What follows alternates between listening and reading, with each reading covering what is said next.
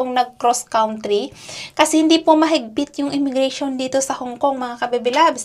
So, marami akong kumbaga, yung mga datihan na dito na nagiging kaibigan ko nung dumating ako dito, mga kabebilabs, no? Yung mga pinsan nila, friends nila, friend of friends ng mga friends nila, mga kabebilabs, no, nasa ibang bansa. Alam niyo ba, karamihan, nasa Spain, nasa yung iba, Slovakia. Grabe, ang dami na iba't ibang lugar. Japan, mga kabebilabs, Taiwan yung iba, Singapore, Dubai. Ang dami rin nag-Dubai mula dito. Alam nyo ba, mga kabebilabs, no, kapag nag-apply ka sa mga bansang yan na nanggaling ka sa Pilipinas, ang hirap mag-apply, no? Marami talagang hinaharangan sa immigration sa Pinas. Mahigpit po ang immigration natin sa Pilipinas. Kaya yung iba, no, teacher sila sa Pilipinas, nag-apply sila ng domestic helper dito sa Hong Kong. Ginawan lang stepping stone yung Hong Kong, mga kabebilabs, para makapunta sila sa ibang lugar like Canada, no? At doon sila mag-apply as a teacher sa Canada mula dito sa Hong Kong. Ganyan po kaganda yung benefits or opportunity na nag-aantay sa inyo dito sa Hong Kong. So, ano pang inaantay nyo, mga kabebilabs, no? Halimbawa, pangarap mong mag-Canada, parang pangarap mong mag-Spain, mga kabebilabs, no? Grabe. Mangarap mong mag-London, tapos nahirapan ka dyan sa Pinas. So, gawin mong stepping stone yung Hong Kong, mga kabebilabs. Mag-apply ka dito sa Hong Kong. Tapos, grabe. Alam nyo ba na legal yung break contract dito? Termination of contract. Halimbawa, gusto mo nang umuwi or yan nga, maraming nagbe-break contract. Kapag nagkaroon sila ng employer sa pag-apply nila papunta sa ibang bansa, mga kabebilabs, is nagbe-break contract sila. And dito sa Hong Kong kasi, mga kabebilabs, no, huwag kayong mag-alala kasi nga dito, halimbawa wala kayong pera, may mga chance or yan, opportunity dito sa Hong Kong, pwede napakabilis mag-utang ng pera dito sa bangko dito sa Hong Kong, mga kabebilabs, no?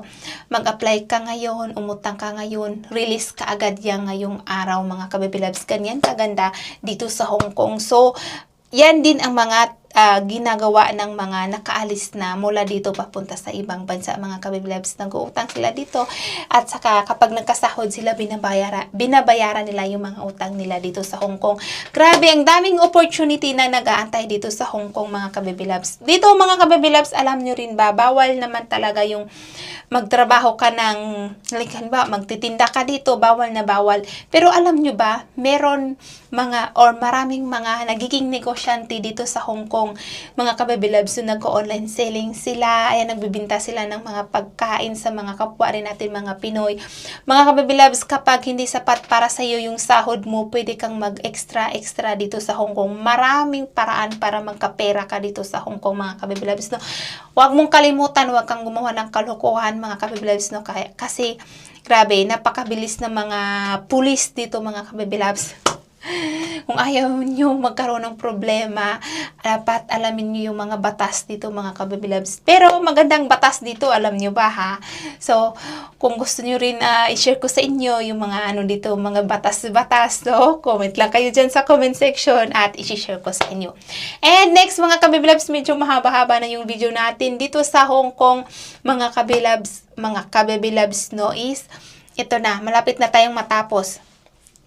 Dito, maliit lang ang bahay. Dahil maliit ang bahay, maliit lang rin or konti lang lilinisan mo. And dito, mga kabebilabs, based sa aking experience, dito kasi may interview, no? May interview, may job offer na dapat kang permahan sa magiging amo mo or malalaman mo kung ano yung madatnan mo dito. Kaya, mga kabebilabs, aware ka kung ano yung magiging trabaho mo pagdating mo dito sa Hong Kong. Unlike kapag sa Middle East or Saudi Arabia ka nag-apply, hindi mo alam, no? Mahilig kasi mag-sugarcoat yung mga agent ng agency papunta sa Middle East, no? Sasabihin sa'yo na 3 lang aalagaan mo. Pero based sa aking experience, sinabi sa akin, 3 lang aalagaan mo, love. Ngayon, ganito yung alis mo, final medical mo, ganito. Ganyan lang ang sinasabi sa agency, sa experience ko noon ha. Hindi ko alam sa experience mo, sa experience ng iba. Ito po ay sa aking experience lang mga baby love. So, sinabi sa akin na ganito yung amo mo, 3 yung anak, ganito, ganyan. So, mga ka-baby loves, ang hilig lang mag-sugar coat. Pero dito sa Hong Kong, bawal na bawal. So, share ko sa inyo yung job offer ko. Ang job offer ko nakalagay doon na may CCTV yung bahay. Pagdating ko dito, wala pang CCTV. Pero after 1 week, pinakabitan na ng CCTV. Ang dami. Nahiya tuloy ako. Grabe, pati kusina may CCTV. Ganyan po, mga ka-baby loves, dito sa bahay ng aking amo. So, nakalagay sa job offer ko na ganito. Buntis si among babae, maglinis ako ng car, ayan, everyday routine sa mga trabaho sa bahay. Nakalagay talaga yan isa-isa sa aking job offer at binasa ko yun bago pirmahan. Kung di mo yun pipirmahan, meaning ayaw mo sa magiging employer mo na yun. So, ganun siya mga ka-baby. Pero yung experience ko sa Middle East, hindi. Sinabi lang sa'yo na ito yung amo mo, ito yung lugar nila. Halimbawa kasi, di ba sa atin, Luzon, Visayas, Mindanao.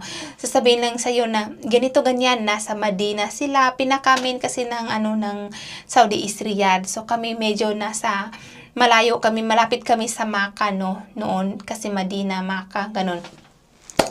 So, ayun nga mga ka-baby loves, no? Maganda kapag dito ka sa Hong Kong nag-apply.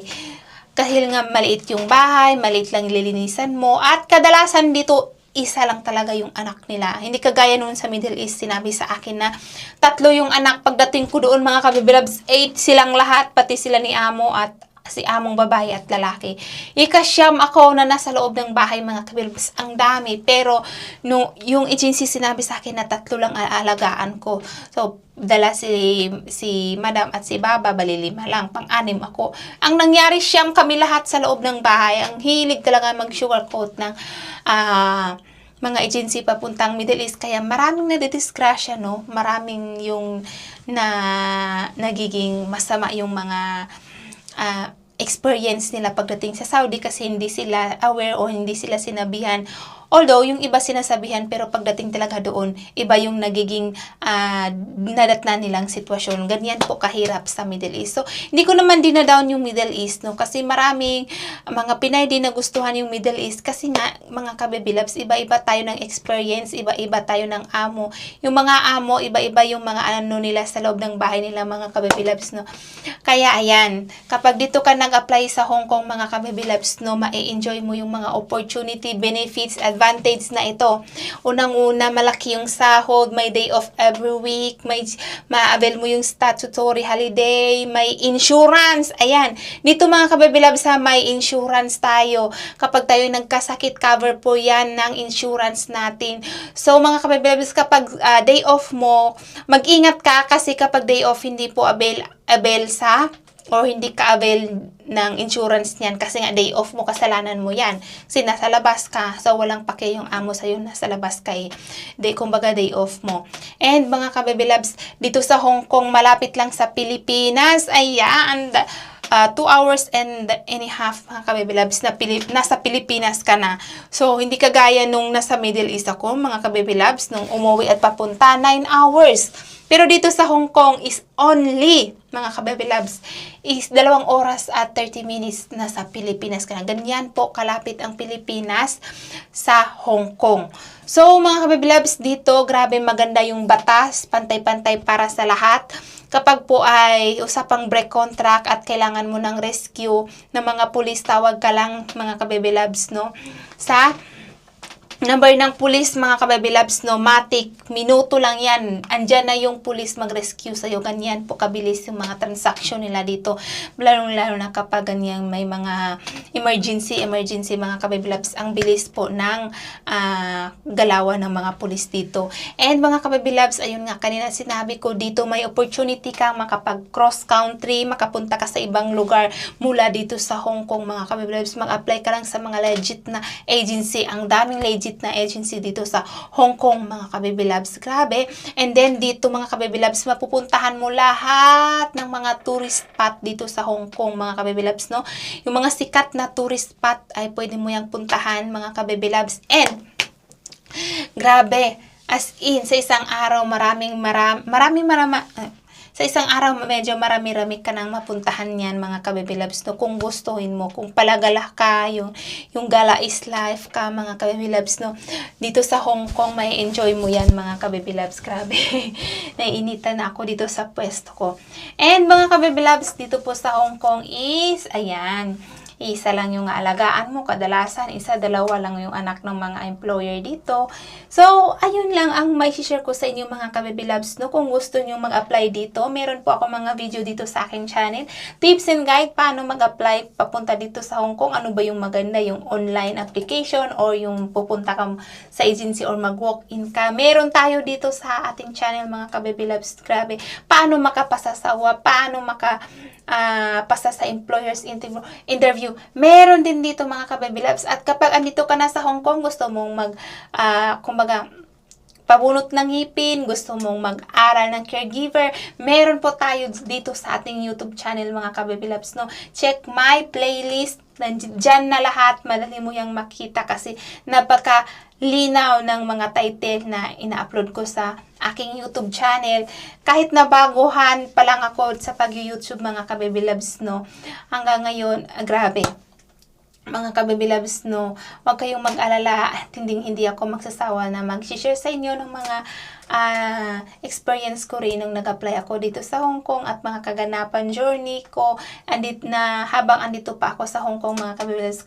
Kasi mga kababy loves, hanggang gusto ko kasi, no, or na-enjoy ako mag-share sa inyo habang andito pa ako sa Hong Kong. Hindi natin alam, yung buhay ay weather lang, baka uuwi ako. So, ang hirap na mag-share kapag nasa Pilipinas ako, ibang environment, so medyo busy kapag sa Pilipinas kasi nakakasama natin yung mga pamilya natin at mga anak natin mga kababy loves. Grabe, kung nagustuhan mo yung video ko mga kababy loves, no, don't forget to subscribe my YouTube channel and pakiclick na rin ng notification bell button at i-hit mo yung all mga kababy loves para ma-update ka sa lahat ng mga i-upload kong mga video mga kababy loves. And grabe, hanggang dito na lang mga kababy loves, inaantok, naiinita na talaga ako. And